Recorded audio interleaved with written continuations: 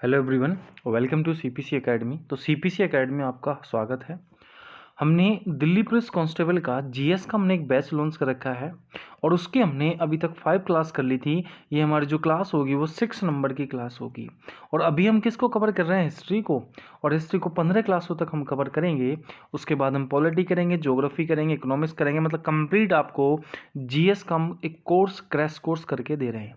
Crash course मान सकते हो, ये दिल्ली पुलिस ही नहीं, अगर आने वाले यूपी कांस्टेबल के एग्ज़ाम में भी आपका बहुत ज़्यादा बेनिफिशियल है। ठीक है, और यूपी नहीं, अगर आप किसी भी अदर स्टेट का या एसएससी वगैरह का एग्ज़ाम दे रहे हैं तो आप सब के लिए ये वीडियो आपके लिए बहुत ज़्यादा बेनिफिट है। मतलब हर एग्ज़ाम के लिए ये चीज़ बहुत ज़्यादा इंपॉर्टेंट होने वाली है। इसलिए इस बैच का नाम मैंने रखा है सफलता बैच। अगर आप इसको देख लेते हो तो चाहे यूपी पुलिस का हो, दिल्ली पुलिस का हो, आपके नंबर जो हैं वो 99% नंबर जीएस के इन्हीं वीडियो से आपको मिल जाएंगे। मैंने ऐसा कोई सिंगल से सिंगल क्वेश्चन नहीं छोड़ा है जो जीएस का एग्ज़ाम में आना हो और आपको ना मिला हो। इसके पहले अगर आपको इस विश्वास नहीं हो रहा तो आप पहली, दूसरी, तीसरी, चौथी और पाँचवीं वीडियो देख सकते हैं और उनका लुत्फ़ उठा सकते हैं। दूसरी चीज़, ये जितने भी मैं थ्योरी बेस पढ़ा रहा हूँ, ये सब क्वेश्चन आपको किस तरह से मिलेंगे? थ्योरी बेस हैं और सारे के सारे परीक्षाओं में पूछे जाने वाले प्रश्न हैं। मैं इसको दो चीज़ों में कवर करता हूँ, एक थ्योरी में और उसके बाद कैसे कैसे एग्जाम में क्वेश्चन पूछे जाते हैं वो आप सबको मैं कवर करता हूँ। और ये वीडियो कब आती हैं?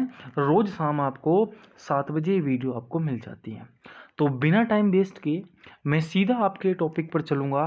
ठीक है, और चैनल को सब्सक्राइब करना ना भूलें और शेयर करना वीडियो को ना भूलें।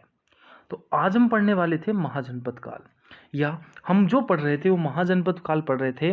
और महाजनपद काल में हमने देखा था कितने महाजनपद काल थे? 16। और 16 में सबसे महत्वपूर्ण महाजनपद काल कौन सा था? तो उस महाजनपद काल का नाम था मगध। मगध की बात करूँ तो मगध पर 7 राजवंशों ने शासन करा था। हमने देखी थी कि हसीन, मशूक, सा। और सबसे पहला वंश जो था वो हर्यक वंश था और सबसे अंतिम वंश कौन सा था? सातवाहन वंश। हमने देखा कि मौर्यों से पहले भैया 2 विदेशी आक्रमण हुए थे। एक लखमनी वंश ने करा था और दूसरा किसने करा था? सिकंदर ने। किसने करा था? सिकंदर ने। उसके बाद मौर्य वंश के बाद हमने देखा कि 3 वंश आए थे, 4 विदेशी आक्रमण हुए थे ISP के। आई से इंडो ग्रीक, सह से शक आए थे, पै से पहलव आया था और उसके बाद कौन आए थे जी? आपके कुषाण वंश आया था। और हमने कुषाण वंश तक हमने कर लिया था। सातवाहन वंश पढ़ा था।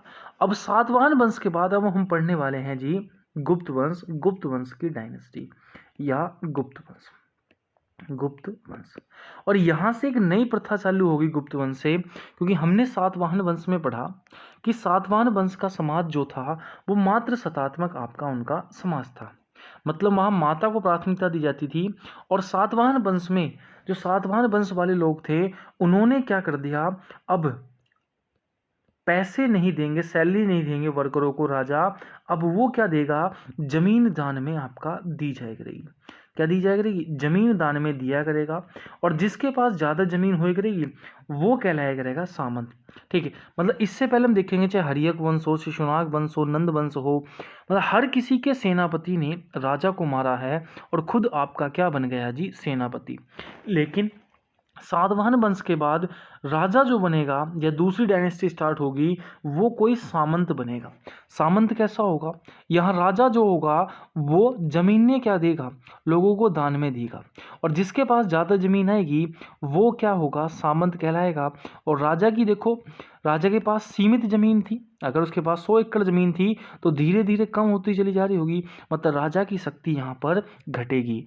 और जो सामंत होगा वो, उसकी ज़मीन ज़्यादा होगी तो लोग जो है जिसके पास ज़्यादा ज़मीन होगी उससे जुड़ने लेंगे और वही कहलाएगा आपका सामंत। तो इन्हीं सामंतों को हम पढ़ने वाले हैं आज। और सबसे पहला जो हम वंश पढ़ने वाले हैं वो हम पढ़ेंगे जी गुप्त डायनेस्टी या गुप्ता डायनेस्टी। देखो, गुप्त डायनेस्टी की अगर मैं बात करूं तो कहाँ से कहाँ तक आपको गुप्त डायनेस्टी दिखाई दे रही है? तो आप सबने देखा होगा कि गुप्त डायनेस्टी जो है वो यहाँ से लेकर आपका यहाँ से लेकर आपका पूरा यहाँ तक आपका जो है वो गुप्त डायनेस्टी आपको दिखाई देगी। नीचे वकाटक हो गए, ठीक है। तो ये सब आपका गुप्तों की डायनेस्टी थी, मतलब यहाँ पर गुप्तों का अधिकार हुआ है, ठीक। अगर मैं गुप्त वंश की बात करूं तो भैया गुप्त वंश का संस्थापक जो है वो आपका श्रीगुप्त था। मतलब अगर कोई आपसे पूछे कि भैया बताओ गुप्त वंश का संस्थापक कौन था, तो गुप्त वंश का संस्थापक जो था कौन था? श्रीगुप्त था। ये जो गुप्त वंश वाले थे ये वैश्य थे। वैश्य कौन होता था? वैश्य वो होता था जो विष्णु की क्या करता था? पूजा करता था, ठीक। और विष्णु की पूजा करता था। और हम ये मानते हैं कि जो गुप्त वंश था ये किसके सामंत थे? तो कल हमने कुषाण वंश पढ़ा था। तो कुषाण वंश के आपके सामंत जो थे कौन थे? ये गुप्त वंश वाले थे। और सामंत के बारे में मैंने बता ही दिया था कि सामंत कौन होता है, ठीक है। राजा जिन्हें जमीन देता था तो वो होते थे सामंत, ठीक। और पहला ऐसा राज्य है, क्योंकि अभी तक मगध वालों ने सब पर बिहार पर आपका ज़्यादा प्राथमिकता दी है, ज़्यादा ध्यान दिया है, लेकिन पहला ऐसा वंश था जिसने बिहार को छेड़कर किसको? यूपी पर सबसे ज़्यादा ध्यान दिया। और यूपी को ध्यान देने के साथ साथ यूपी में एक शहर पड़ता है कौशाम्बी। कौशाम्बी को इन्होंने क्या बना दिया? आपका राजधानी बना दी। किसको? कौशाम्बी को। तो गुप्त वंश की राजधानी क्या हुई आपकी? कौन हुई? कौशाम्बी। अब देखो श्रीगुप्त के बाद राजा बनता है घटोत्कच। कौन राजा बना जी? घटोत्कच। घटोत्कच की बात करूं तो घटोत्कच हो चाहे आपका श्रीगुप्त हो, ये दोनों भले ही राजा रहे हो, मतलब गुप्त श्रीगुप्त के बाद घटोत्कच आया हो, लेकिन ये कंप्लीट रूप से राजा की उपाधि इन्होंने नहीं ली थी। ये एक सामंत के रूप में काम करते थे। अगर लेकिन इसी वजह से इन्हें गुप्त वंश का वास्तविक संस्थापक नहीं कहते, और गुप्त वंश का जो वास्तविक संस्थापक कहते हैं वो आपका कहा जाता है चंद्रगुप्त प्रथम को। मतलब गुप्त वंश का वास्तविक संस्थापक कौन है? तो भैया गुप्त वंश का वास्तविक संस्थापक है आपका चंद्रगुप्त प्रथम। इतनी बात आई होप आपको याद होगी। अब देखो चंद्रगुप्त प्रथम का जो विवाह होता है वो एक लिच्छवी नरेश की पुत्री थी जिसके का नाम था कुमार देवी। तो चंद्रगुप्त प्रथम का विवाह होता है कुमार देवी से, और इसी खुशी में भैया ब्याह हुआ है तो वो सिक्के चला देता है राजा रानी के। तो ये बहुत बार आपको ये क्वेश्चन मिलेगा कि राजा रानी के सिक्के किसने चलाए? तो भैया वो चलाए थे आपके चंद्रगुप्त प्रथम ने। इतनी बात अभी तक आपको याद रखनी है। क्या आपको सबसे पहले याद रखना है कि भैया गुप्त वंश जो था वो किसका का संस्थापक कौन था? श्रीगुप्त था। दूसरी चीज आपको याद रखनी है कि गुप्त वंश जो है ये कौन से धर्म वाले थे? तो ये वैश्य थे। तीसरी याद रखनी है किसके सामंत थे? कुषाण वंश के आपके सामंत थे। इन्होंने सबसे पहले यूपी को प्राथमिकता दी और यूपी को इन्होंने राजधानी बनाया था। किसको? गुप्त वंश की राजधानी क्या थी? कौशाम्बी। श्रीगुप्त के बाद राजा कौन बना? घटोत्कच। चंद्रगुप्त प्रथम को गुप्त वंश का क्या कहते हैं? वास्तविक संस्थापक कहते हैं। और संस्थापक किसे कहते हैं? श्रीगुप्त को। वास्तविक संस्थापक चंद्रगुप्त प्रथम को। चंद्रगुप्त प्रथम की पत्नी का नाम कुमार देवी। और किसने राजा रानी का सिक्का चलाया? तो चंद्रगुप्त प्रथम ने राजा रानी का सिक्का चलाया। आई होप इतनी बात आपको समझ में आ गई होगी। चलते हैं अपना थोड़ा सा आगे हम बढ़ाते हैं। उसके बाद देखो चंद्रगुप्त प्रथम के बाद जो राजा बना था आपका वो राजा बना था आपका समुद्रगुप्त। समुद्रगुप्त की बात करी जाए तो समुद्रगुप्त के बारे में अगर मैं देखूं तो समुद्रगुप्त जो है वो आपका चंद्रगुप्त प्रथम का पुत्र था। और इसकी माता का नाम था जी कुमार देवी। कौन थी जी? कुमार देवी। मतलब कुमार देवी और चंद्रगुप्त प्रथम का पुत्र था जी समुद्रगुप्त। समुद्रगुप्त को भारत का नेपोलियन के नाम से भी जानते हैं। समुद्रगुप्त को क्या कहते हैं? भारत का नेपोलियन भी आपका समुद्रगुप्त को कहा जाता है। ऐसा माना जाता है कि समुद्रगुप्त का जो घोड़ा था वो 3 समुद्रों का पानी आपका पीता था। क्यों? क्योंकि समुद्रगुप्त ने देखो उत्तर का भारत तो जीत रखा था, इसने दक्षिण के 12 राज्य भी जीत लिए थे। और यहाँ से इसने सेना में नहीं मिलाया, अपने राज्य में नहीं मिलाया, इसने वहाँ से क्या बदलता था? यहाँ से इनसे टैक्स वसूलता था। इसलिए पुराणों में कहा गया है कि समुद्रगुप्त का जो घोड़ा था वो 3 समुद्रों का क्या पीता था जी? पानी पीता था। क्यों? क्योंकि उसने तीनों जगह क्या कर लिया था, उत्तर भारत हमने देख लिया था, इसने दक्षिणी भारत पर भी क्या कर लिया था, आपका अधिकार कर लिया था। समुद्रगुप्त की बात करूं कि भैया इसका बचपन का नाम क्या था, तो समुद्रगुप्त के बचपन का नाम था कांच। क्या नाम था जी? कांच। कांच होने के साथ साथ इसको भैया इसने इतने विजय अभियान करे, इसलिए इसे धरणी बंध के नाम से भी जानते हैं। बहुत बार ये क्वेश्चन आपको देखने को मिलेगा कि समुद्रगुप्त की विजय अभियान के कारण समुद्रगुप्त को क्या कहा जाता है, तो भैया धरणी बंध आपका कहा जाता है। क्या कहा जाता है? धरणी बंध। एक बार क्या हुआ, श्रीलंका के एक राजा ने इससे कहा कि मुझे एक क्या बनवाना है, बौद्ध मंदिर बनवाना है। तो इसने बौद्ध मंदिर के लिए उन्हें क्या दे दी थी, आपकी बोध गया में अनुमति आपकी दे दी थी। ठीक। समुद्रगुप्त के जितने भी विजय अभियान, जितने भी युद्ध लड़े हैं गए हैं, वो किस अभिलेख में लिखे गए हैं, तो प्रयाग प्रशस्ति एक अभिलेख है। कौन सा है जी? प्रयाग प्रशस्ति अभिलेख। प्रयाग प्रशस्ति अभिलेख जो है, इसमें समुद्रगुप्त के जितने भी विजय अभियान हैं, ठीक है, क्या क्या उसने युद्ध लड़ा, क्या क्या नहीं लड़ा, ये सब की चर्चा करी गई है आपकी किसमें? प्रयाग प्रशस्ति अभिलेख में। उसके बाद जो समुद्रगुप्त का दरबारी कवि था उसका नाम है हरिसेन। बहुत इंपॉर्टेंट है कि समुद्रगुप्त के दरबारी कवि का नाम क्या था? हरिसेन था। ठीक है, क्या नाम था जी? हरिसेन आपका था। समुद्रगुप्त ने एक पुस्तक लिखी है भैया, एक पुस्तक लिखी है समुद्रगुप्त ने, जिसका नाम है कृष्ण चरित्र। क्या नाम है जी? कृष्ण चरित्र, मतलब कृष्ण का चरित्र लिखा है। और कृष्ण चरित्र पुस्तक लिखने के बाद समुद्रगुप्त को जो है आपका क्या बोलते थे? कविराज कहते थे। क्या बोलते थे जी? समुद्रगुप्त को कविराज आपका कहा जाता था। तो किस व्यक्ति को कविराज कहा जाता था? तो समुद्रगुप्त को कविराज के नाम से आपका जानते थे। समुद्रगुप्त के समय जो कॉइन्स मिलते थे, कॉइन्स में एक तरफ तो भैया वो बीणा बजाते हुए फोटो मिलेगा उसका, ठीक है, और दूसरी तरफ जो है सैनिक वेशभूषा में उसका फोटो मिलता था।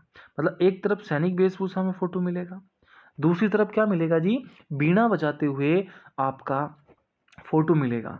और इसके जो में सिक्के जो थे, वो सबसे ज़्यादा सिक्के जो थे वो मयूर शैली के आपके सिक्के सबसे ज़्यादा फेमस थे। कौन सी शैली के सिक्के फेमस थे? तो मयूर शैली के सिक्के आपके फेमस थे। इतनी बात आपको याद रखनी है किससे? समुद्रगुप्त से। पहला, समुद्रगुप्त के बचपन का नाम कांच था। किस व्यक्ति को भारत का नेपोलियन कहते हैं? समुद्रगुप्त को। समुद्रगुप्त किसका पुत्र था? चंद्रगुप्त प्रथम का। कुमार देवी कहते हैं, इसकी माता का नाम था। इसे इतने इसने विजय अभियान करे तो इसे धरणीबंध कहा गया। श्रीलंका के राजा के कहने पर इसने बोध गया में एक मंदिर बनवाया। समुद्रगुप्त के जो विजय अभियान हैं वो किस अभिलेख में है? प्रयाग प्रशस्ति अभिलेख। समुद्रगुप्त का दरबारी कवि कौन था? हरिसेन था। समुद्रगुप्त ने किस पुस्तक की रचना करी? कृष्णचरित्र की। इसलिए इसे किस नाम से जानते हैं? कविराज के नाम से जानते हैं। समुद्रगुप्त के जो कॉइन्स मिलता है, सिक्के मिले हैं, एक तरफ बीणा बजाते हुए और एक तरफ सैनिक वेशभूषा में मिले हैं। और समुद्रगुप्त के जो सिक्के हैं वो किस शैली के बने हैं? तो मयूर शैली के आपके सिक्के वो बने हैं। उसके बाद हम थोड़ा सा आगे बढ़ते हैं तो देखो, समुद्रगुप्त के बाद राजा बना था चंद्रगुप्त द्वितीय, लेकिन नहीं, समुद्रगुप्त के बाद राजा बना जी आपका रामगुप्त। कौन राजा बना? तो समुद्रगुप्त के बाद जो राजा बना था, राजा का नाम था रामगुप्त। क्या नाम था जी? रामगुप्त। रामगुप्त की पत्नी का नाम था देवी। अब होता क्या है, देवी का चंद्रगुप्त द्वितीय से अफेयर चल जाता है, ठीक है, इसकी प्रेमिका होती है, और देवी और चंद्रगुप्त द्वितीय मिलकर रामगुप्त की क्या कर देते हैं? हत्या कर देते हैं। और चंद्रगुप्त द्वितीय क्या बन जाता है? आपका राजा बन जाता है। चंद्रगुप्त द्वितीय ने सबसे पहले जो था शकों का नाश करा। तो शकों का विनाश किसने करा? तो चंद्रगुप्त द्वितीय ने करा। इसलिए चंद्रगुप्त द्वितीय ने एक उपाधि धारण करी थी विक्रमादित्य की।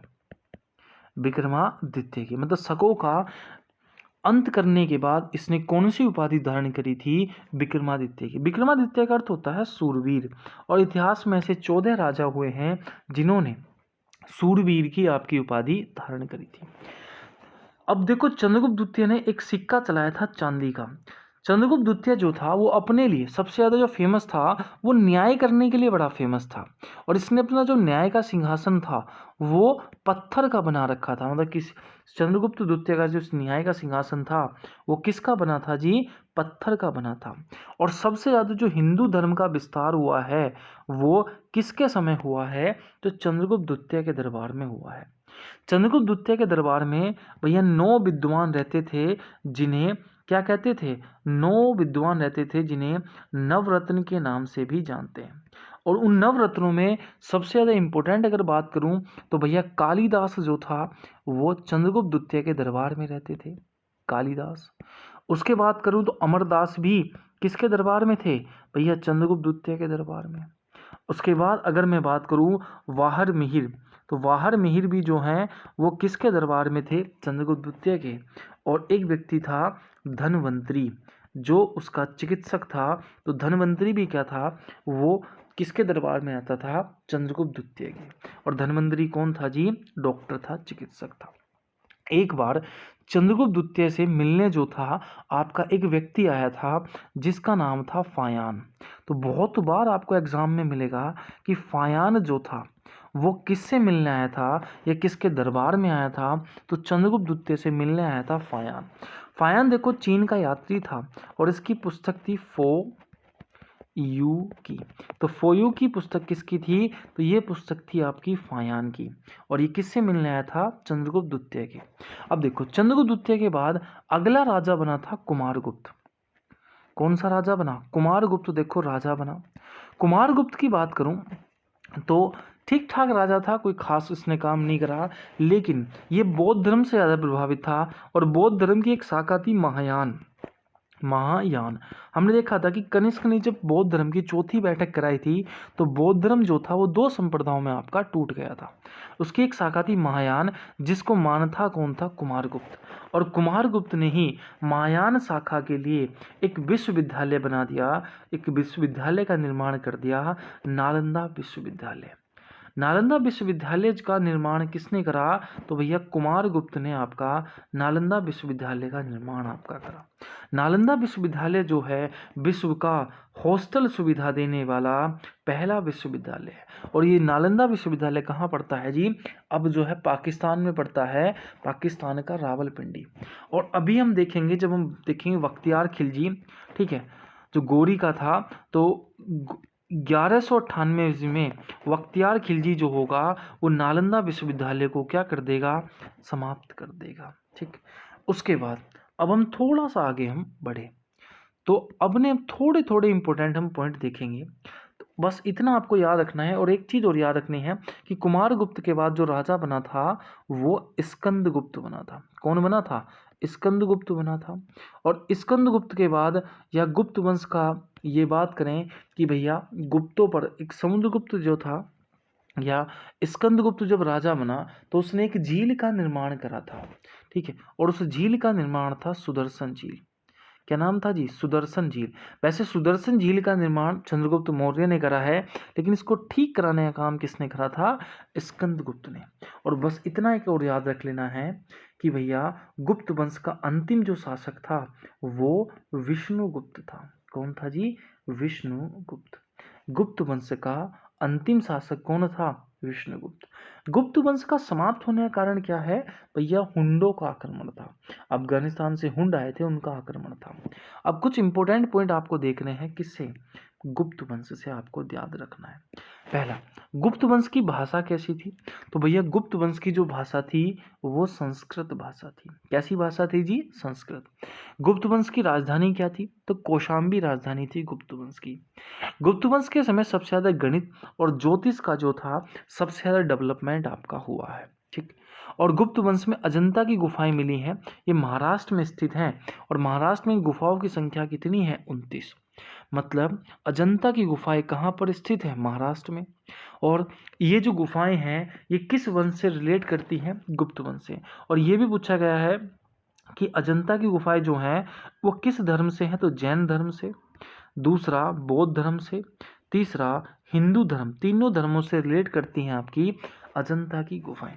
और लास्ट क्वेश्चन कि विश्व का सबसे पहला विश्वविद्यालय जो है वो तक्षशिला है। मतलब विश्व का सबसे पहला विश्वविद्यालय बच्चों क्या है? तक्षशिला है। तक्षशिला की अगर मैं बात करूं कि स्थापना किसने करी थी, तो एक राजा था तक्ष, उसने बनवाया था तक्षशिला विश्वविद्यालय, जो वर्ल्ड का सबसे पहला क्या है? विश्वविद्यालय। और वर्ल्ड का सबसे पहला विश्वविद्यालय जिसने हॉस्टल सुविधा दी थी वो नालंदा विश्वविद्यालय है। और नालंदा विश्वविद्यालय की स्थापना किसने करी बच्चों? तो ये करी थी कुमार गुप्त ने। और नालंदा विश्वविद्यालय को किसने ध्वस्त करा था? तो 1198 में बख्तियार खिलजी। बस इतनी चीज अगर आपने गुप्त वंश से याद रख ली तो सिंगल से सिंगल क्वेश्चन आपका नहीं कटेगा। ये मेरा आपको चैलेंज है। तो गुप्त वंश खत्म हो गया हमारा। तो बच्चों अगर आपको अच्छा लग रहा हो तो सबसे पहले अगर जिसने चैनल सब्सक्राइब नहीं करा है तो चैनल को सब्सक्राइब करें भाई, सीबीसी एकेडमी को। वीडियो को मैं तुमसे कुछ नहीं मांग रहा, वीडियो को जितना शेयर हो सके वीडियो को शेयर कीजिए, बस इतना आपको करना है। बाकी आप पढ़िए, मज़े से पढ़िए, कोई डाउट आता है हमसे पूछिए, कमेंट करके पूछिए, पर्सनली पूछ सकते हैं, ठीक है, वो सब मैं आपको बता दूंगा। लेकिन बस आपको क्या करना है, देखो ना कोई फीस देनी है ना कुछ देना है, आपको बस वीडियो को शेयर करना है, ठीक है। जितनी वीडियो आप शेयर कर सकते हैं उतना आप कीजिएगा, ठीक। बस इतनी हमसे हमारी आपसे क्या है, दुआ है। अब देखो हम गुप्त वंश के बाद जी हम पढ़ने वाले हैं जी आज वर्धन वंश। कौन सा वंश पढ़ने वाले हैं? वर्धन वंश। अब देखो वर्धन वंश जो है, वर्धन वंश की अगर मैं बात करूं तो वर्धन वंश का संस्थापक था पुष्यभूति वर्धन। कौन था जी? पुष्यभूति वर्धन। और ये किसके सामंत थे? तो ये अभी गुप्त वंश हमने पढ़ा, तो गुप्त वंश के सामंत जो थे वो वर्धन थे। अभी सामंत के बारे में बता ही दिया था मैंने कि अब पैसे नहीं मिलेंगे, अब क्या मिलेगी? जमीन। तो गुप्त वंश का हमने पढ़ लिया। वर्धन वंश का संस्थापक कौन था? तो वर्धन वंश का जो संस्थापक है वो आपका कौन है? पुष्यभूति वर्धन, ठीक। और ये किसके सामंत थे? तो गुप्तों के सामंत थे। इन्होंने अपनी राजधानी जो है वो हरियाणा को बनाया, और हरियाणा के किसे? थानेश्वर को बनाया। तथा अगला शासक जो था पुष्यभूति वर्धन के बाद प्रभाकर वर्धन आपका राजा बनता है। देखो प्रभाकर वर्धन की 3 संतान थी। Number 1 Rajvardhan, number 2 Harshvardhan, number 3 Rajshree. तो भैया 3 संतान थी किसके? किसकी थी? तो 3 संतान थी प्रभाकर वर्धन से। अभी सिर्फ इतना पढ़ा कि संस्थापक कौन है? पुष्यभूति वर्धन। किसके सामंत थे? गुप्तों के। राजधानी किसे बनाया? हरियाणा के थानेश्वर को। अगला शासक कौन बना? प्रभाकर वर्धन। कितनी संतान थी? 3। राजवर्धन, हर्षवर्धन और राजश्री। इतनी बात अभी तक हमने पढ़ी। अब देखो राजश्री जो है इसका विवाह होता है एक राजा था कन्नौज का, ठीक। तो कन्नौज का राजा था जिसका नाम था गृहवर्मन। क्या नाम था जी? गृहवर्मन। तो गृहवर्मन के साथ राजश्री का हो जाता है विवाह। किसका? गृहवर्मन के साथ किसका विवाह हो गया? राजश्री का। अब देखो एक राजा था मालवा का। जो मालवा का राजा था उसका नाम था जी आपका, मालवा के राजा का देवगुप्त। क्या नाम था? देवगुप्त। देवगुप्त क्या करता है? गृहवर्मन पर मतलब कन्नौज पर आक्रमण करा, और इनका नवा नवा विवाह हुआ था। तो गृहवर्मन को देवगुप्त क्या कर देता है? उसकी हत्या कर देता है, ठीक।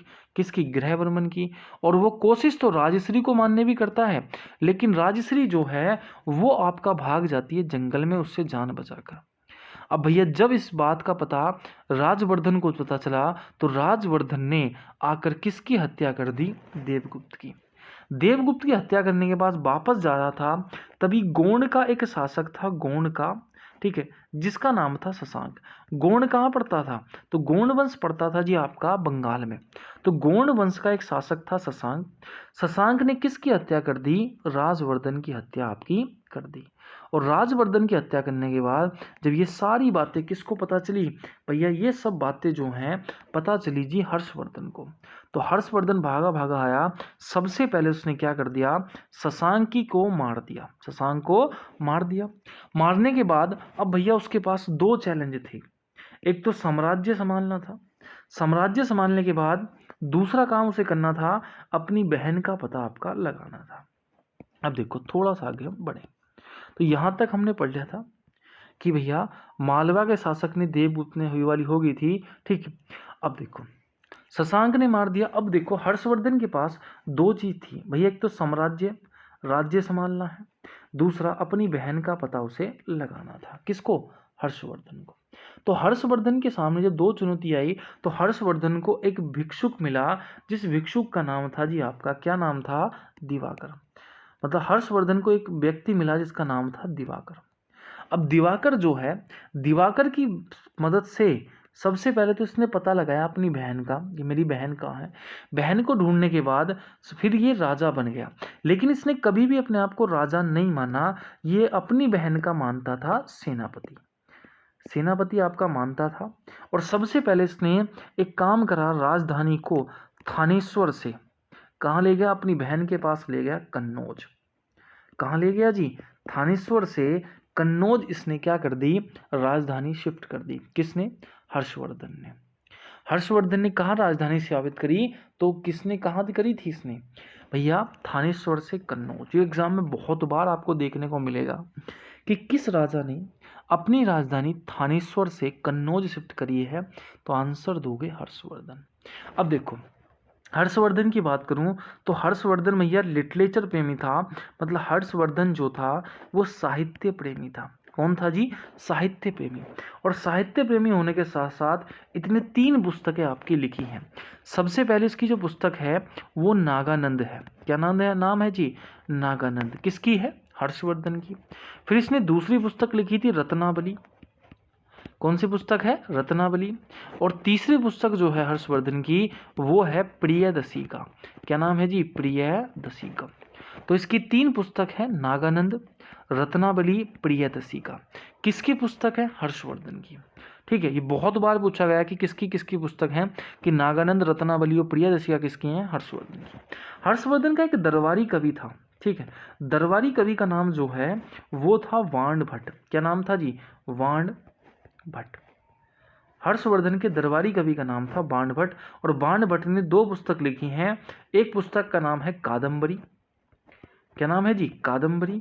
और दूसरी पुस्तक का नाम है हर्षचरित्र। क्या नाम है? हर्षचरित्र। तो बाण भट्ट की 2 पुस्तक हैं, एक का नाम कादंबरी है और दूसरी पुस्तक का नाम है जी हर्षचरित्र। ठीक, उसके बाद थोड़ा सा आगे हम बढ़ते हैं। हर्षवर्धन की अगर बात करी जाए तो भैया हर्षवर्धन को शिलादित्य के नाम से भी आपका जानते हैं। क्या नाम से जानते हैं? शिलादित्य के नाम से हर्षवर्धन को आपका जाना जाता है। अब हुआ क्या, हर्षवर्धन से एक बार एक चीन का यात्री था, जैसे फायान चंद्रगुप्त द्वितीय से मिलने आया था, ऐसी चीन का एक यात्री था जिसका नाम था हेनसांग। क्या नाम था? हेनसांग। हेनसांग जो है हर्षवर्धन के दरबार में आया और हेनसांग की पुस्तक का नाम है सी यू की। क्या नाम था? सी यू की। हेनसांग को देखो यात्रियों का राजकुमार कहते हैं। क्या कहते हैं? यात्रियों का राजकुमार भी आपका कहा जाता है हेनसांग को। हेनसांग को यात्रियों का राजकुमार क्यों कहता है?